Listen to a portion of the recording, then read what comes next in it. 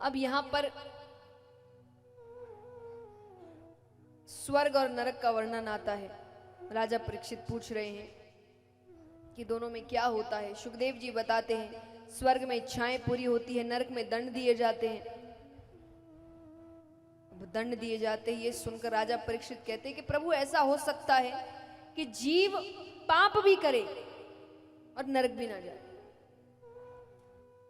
तब सुखदेव जी कहते हैं कि अगर अंत समय में भगवान का नाम मुख से निकल जाए तो जीव नरक नहीं जाता। ना आसान लग रहा है ना, ले लेंगे।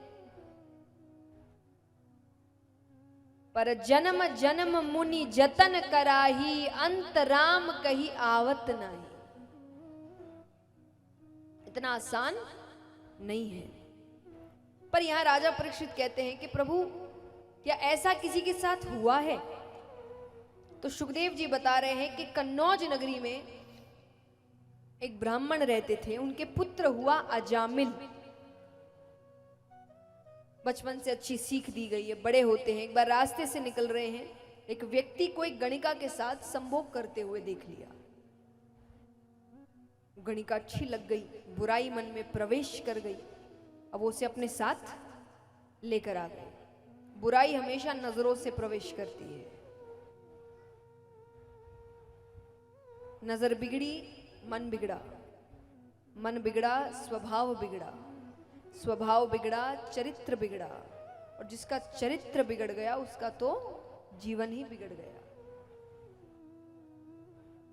तो उनकी नजरें बिगड़ गई।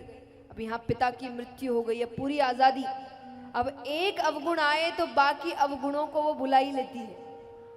अब धीरे धीरे सारे अवगुण आने लगे। अब चोरी करना, डकैती करना, जुआ खेलना, नशा करना, सब काम करता वो। अब यहां पर एक बार एक संत तपस्या करके उठते हैं। अब उनको रात गुजारनी है, लेकिन किसी ब्राह्मण के घर पर। तो गांव वालों से पूछते हैं कि यहां किसी ब्राह्मण का घर है क्या? गांव वालों ने कहा घर तो है, पर वो ब्राह्मण कहलाने लायक नहीं है। उन्होंने कहा मुझे तो रात बितानी है बस। ठीक है, उससे कहा गया। अब उसने चोरी डकैती करके घर तो बड़ा खड़ा कर लिया था, एक कमरा दे दिया।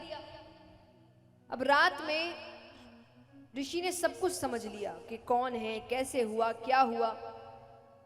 सुबह जाने लग रहे तो उन्होंने कहा तुमने मेरी सहायता करी, कुछ वरदान में मांगना है तो मांगो। वो कहे सब है मेरे पास, कुछ नहीं चाहिए मुझे। तो बोले फिर मेरा एक और काम करोगे? बोले क्या? बोले तुम्हारी पत्नी अभी गर्भवती है, तुम्हें संतान होने वाली है। बोले उससे पहले भी उसे संतानें थी। तो उसने कहा तुम्हें एक और संतान होने वाली है? बोले हाँ होने वाली है। तो बोले तुम्हें पुत्र होने वाला है। बोले आपको कैसे पता? बोले मुझे पता है, और अगर मेरी बात सच साबित हुई तो तुम अपने बेटे का नाम नारायण रखना। क्या रखना? उसने कहा अगर पुत्र हुआ तो मैं नाम नारायण रखूंगा। अब वो तो चले गए। कुछ समय बाद जब संतान हुई तो उसे पुत्र ही हुआ, तो उसने अपने बेटे का नाम नारायण रखा। अब क्योंकि घर का सबसे छोटा बच्चा है तो मोह ज्यादा है। अब दिन भर उसके मुख में केवल एक ही नाम, नारायण इधर आना, नारायण कहाँ गया, नारायण को खिलाना, नारायण को घुमाना, नारायण को बिठाना, नारायण नारायण, दिन भर नारायण। साल बीते, अंत समय आया। अब यम के दूत लेने आए, उसे खींच कर ले जाने लगे कि डर के मारे वो जोर से चिल्लाता है नारायण मुझे बचाओ, नारायण मुझे बचाओ। भगवान तक आवाज जाती है। भगवान ने अपने पार्षदों से कहा देखो कौन बुला रहा है, उसकी सहायता करो।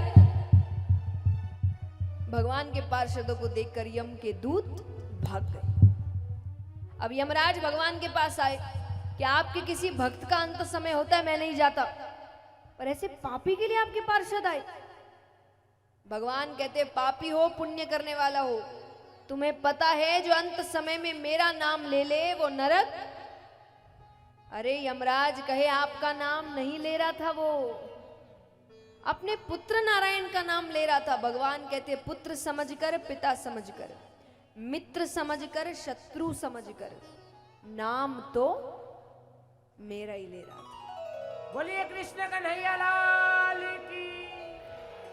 देखिए ये सब ना भगवान के तरीके हैं आपको अपने करीब लाने के। जैसे कहता है ना कि माँ बाप, कई बार उनके घर में छोटा बच्चा है और माँ बाप बाहर की चीजों झंझट से आते हैं तो वो गुस्सा बच्चे पर उतर जाता है। अब छोटा बच्चा नादान है तो आपसे डर जाता है, आप डांट दिया चिल्लो डर जाता है, आपके पास नहीं आता। आप उसको अपने पास कैसे लाते हैं?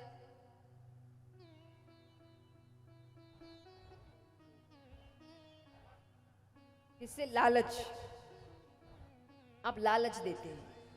पहले के समय में चॉकलेट दिखाते थे, आइसक्रीम दिखाते थे, आजकल फोन दिखाते हैं, आईपैड टैब दिखाते हैं ना।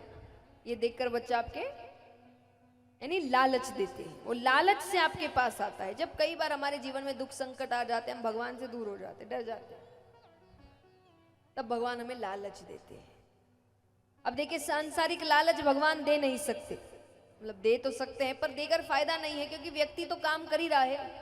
अब धन दौलत का लालच देकर क्या हो गया? भगवान को नहीं मानने वाला भी तो धन दौलत कमा ही रहा है, वो तो व्यक्ति खुद कर ही रहा है। तो भगवान ऐसे लालच दे रहे जो आपके बस की नहीं है।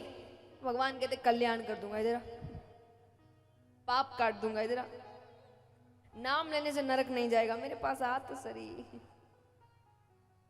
क्योंकि भगवान कहते हैं मैंने इनको नहीं छोड़ा, इन्होंने मुझे छोड़ा है। आपको जरूरत है भगवान की ओर कदम बढ़ाने की, भगवान को अपना बनाने की। भगवान पर भरोसा ऐसा रखिए जैसे एक बच्चा अपने माँ बाप पर रखता है। तो सबसे पहला लक्षण है सत्य, दूसरा लक्षण है दया, जो मेरे हिसाब से मनुष्यों में तो खत्म ही हो गई है। हमसे ज्यादा तो मुझे लगता है जानवरों में दया बची है कि आज रास्ते में कुछ गलत होता देख वो कम से कम भौंकते तो हैं। हम तो उतना भी नहीं करते। और कई लोग इस पर भी तर्क देते हैं कि हम में तो इतनी दया है कि हम देख ही नहीं पाते, इसलिए चले जाते हैं। चलो फिर भी ये बात 1% के लिए मान भी ली जाए, पर आजकल तो वो भी नहीं होता। वहीं खड़े रहते हैं, देखते रहते हैं और साथ ही साथ एक और क्रूरता का कार्य करते हैं। क्या करते हैं? वीडियो बनाते हैं। देखिए एक बार सुनने में इस बात पर हंसी आती है, पर एक बार शांति से बैठकर सोचिए इंसानियत कहां जा रही है कि आपकी आंखों के सामने कोई तकलीफ में है, कोई पीड़ा में है, कोई चीख रहा है, हम आराम से खड़े रहकर वीडियो बना रहे हैं, कुछ असर नहीं हो रहा हम पर। आज व्यक्ति मदद ना भी करे लेकिन दूर खड़ा खड़ा ही पागल हो जाए कि मैं क्या करूं, मैं कैसे मदद करूं, उसको कुछ नहीं हो रहा, वो आराम से खड़े रहकर वीडियो बना रहा है। इंसानियत कहां जा रही है? मैं नहीं कहती कि आप अपनी जान को जोखिम में डाल के मदद करिए किसी की, पर कितनी बार ऐसा होता है कि हमारे सामने गलत काम होते हैं, जब हमको पता है कि सिर्फ हमारा आवाज उठा देना उस कार्य को वहीं रोक देगा, हम उतना भी नहीं करते। हमें क्या, हमें क्या।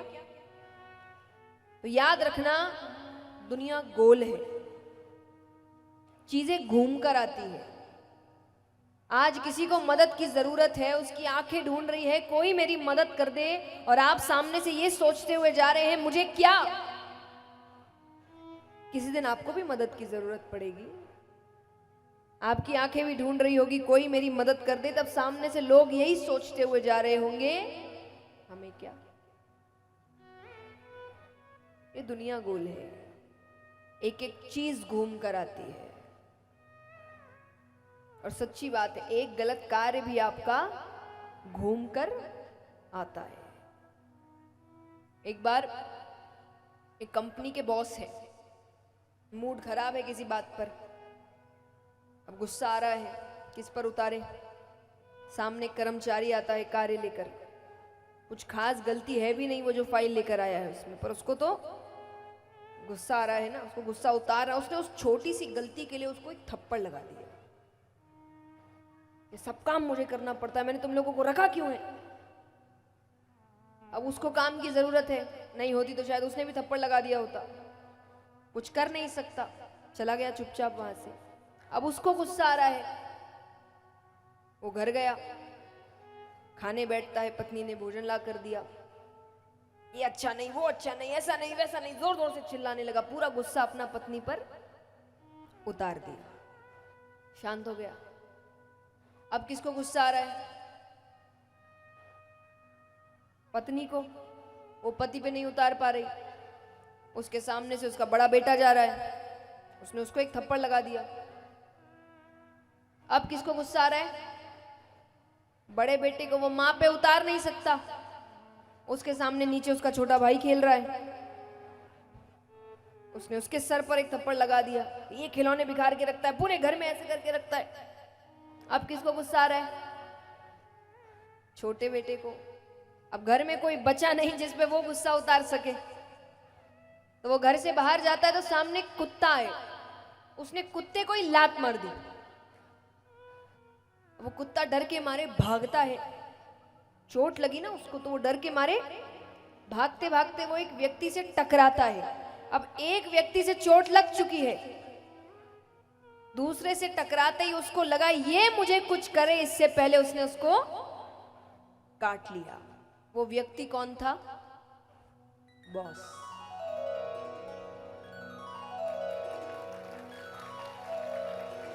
आपका एक गलत थप्पड़ भी आपके पास घूमकर, अब चलिए ये तो कहानी है, इसलिए एक दिन में ही सब कुछ हो गया।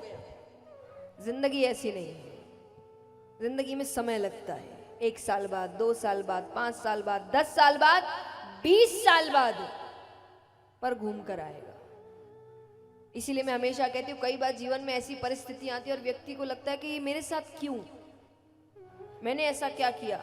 आप देख रहे हैं 6 महीने की बातें, वो 20 साल 25 साल पहले के कर्म आपके सामने आ रहे हैं, वो आपको याद नहीं। अब तो याद रखना, आपको जो भी मिलता है आपके कर्म अनुसार ही मिलता है।